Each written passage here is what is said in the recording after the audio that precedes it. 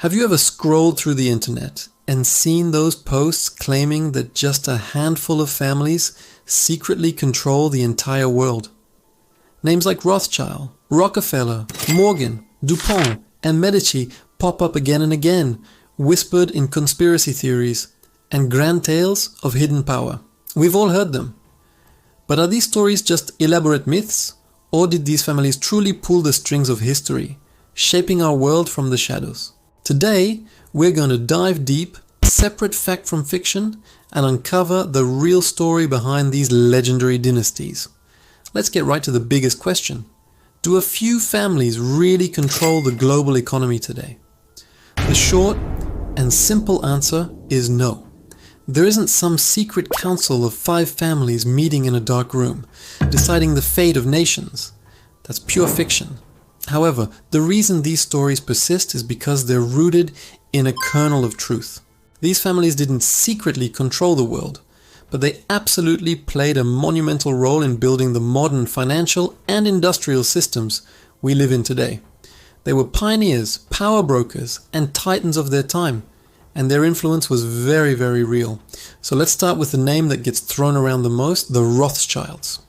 Why are they at the center of so many of these theories? Well, back in the 19th century, the Rothschild family was without a doubt the most powerful and influential banking family in Europe. Founded by Meyer Amschel Rothschild in Frankfurt, Germany, his 5 sons established banking houses in London, Paris, Vienna, and Naples. This international network allowed them to become the go-to financiers for governments across the continent. They loaned money to kingdoms, funded infrastructure projects, and yes, even financed armies, which gave them the power to influence the outcomes of major conflicts like the Napoleonic Wars. Their communication network was so advanced for its time that they often had news of major events before even the governments did. The Rothschild family still exists today, operating in finance and other sectors. But are they the all-powerful puppet masters the internet makes them out to be? Not even close. Their influence has waned significantly over the last century, and they are just one of many players in today's incredibly complex global economy. Now, let's cross the Atlantic and talk about an American giant, the Rockefellers. The name is synonymous with unimaginable wealth, and for good reason. John D. Rockefeller was the founder of the Standard Oil Company, and he built an absolute empire. By the late 1800s, Standard Oil controlled about 90% of all oil refineries and pipelines in the United States. This monopoly gave Rockefeller immense power over the American economy, which was becoming increasingly dependent on oil for industrial growth and transportation. He became the world's first ever dollar billionaire, and his wealth was so vast it's hard to even comprehend in today's terms. The government eventually broke up Standard Oil due to antitrust laws, but the companies that emerged from it are still giants today, like ExxonMobil and Chevron. The Rockefeller family's legacy isn't just in oil. Their philanthropic foundations have had a massive impact on medicine, science, and education worldwide. So while the family no longer directly controls a monopoly, their influence, built on that petroleum empire, can still be felt in the very structure of the American economy.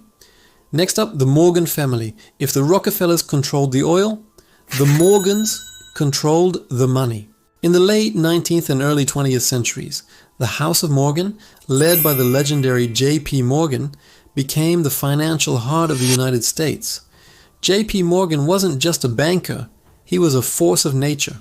He was instrumental in the creation of corporate giants like General Electric and US Steel.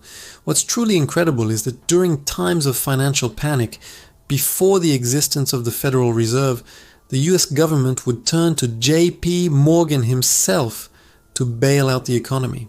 He personally organized groups of bankers to inject liquidity into the system and prevent a total collapse, most famously during the Panic of 1907.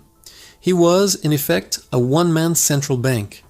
Today, the bank he founded, J.P. Morgan Chase, is one of the largest and most important financial institutions on the planet. But it's a publicly traded company with countless shareholders. The Morgan family no longer has direct control over it. Their era of personal financial dominance is a thing of the past, but the institution they built remains a pillar of global finance. Let's shift from finance to industry and look at the DuPont family. Their story begins in the early 1800s with a gunpowder mill in Delaware. Thanks to shrewd business practices and a knack for innovation, the DuPont company became the largest supplier of gunpowder to the US military. This gave them immense influence, particularly during times of war, but their real power move was diversifying. In the 20th century, they transformed into a chemical and materials science powerhouse. Think about some of the most critical innovations of the modern era. Nylon, which changed the textile industry forever. Kevlar, the material used in bulletproof vests. Teflon, the non-stick coating in your kitchen. All of these came from DuPont. They weren't just making products, they were inventing the very materials that built the modern world. Their influence wasn't in banking or finance, but in the physical stuff that defines our lives. Like the others, the DuPont family's direct control over the company has diminished, but their legacy of innovation is embedded in our daily lives. Finally, let's travel back in time to the cradle of the Renaissance, to Florence, Italy, and meet the Medici family. If you want to find the true origin of modern banking, you look to the Medicis. In the 15th century, they revolutionized finance. They established the Medici Bank, which had branches across Europe, and perfected techniques like double-entry bookkeeping, which is still the standard today. Their financial power made them the de facto rulers of Florence for centuries. But they didn't just hoard their wealth, they became the greatest patrons of the arts the world has ever known. They sponsored artists like Leonardo da Vinci, Michelangelo, and Botticelli. Without the Medici family, the Renaissance as we know it might not have happened. They funded the creation of masterpieces that define Western culture. The Medici dynasty eventually faded, and they hold no economic power today. But their impact on art, culture, and the very foundations of banking is immeasurable. They didn't control the world, but they certainly helped to beautify it and build its financial architecture. So what's the big takeaway here? The idea of 5 families secretly running the world is a myth, but it is a myth that grows from the very real and very immense power these families once wielded. The Rothschilds, Rockefellers, Morgans, DuPonts, and Medicis weren't shadowy figures in a conspiracy. They were public figures, titans of their time who, through ambition, innovation, and sometimes ruthless strategy, built the financial and industrial world we now inhabit. They didn't secretly control history. They openly shaped it. Their stories are not tales of a hidden conspiracy, but powerful lessons about how wealth, power, and innovation can change the course of human civilization. The world is far too complex now for a few families to control, but we cannot deny that the seeds they planted centuries ago have grown into the world we see all around us today. Thank you so much for watching. If you found this journey through history interesting, don't forget to hit that like button and subscribe for more deep dives into the stories that shaped our world. Let me know in the comments which historical family or figure you'd like me to cover next. See you in the next video.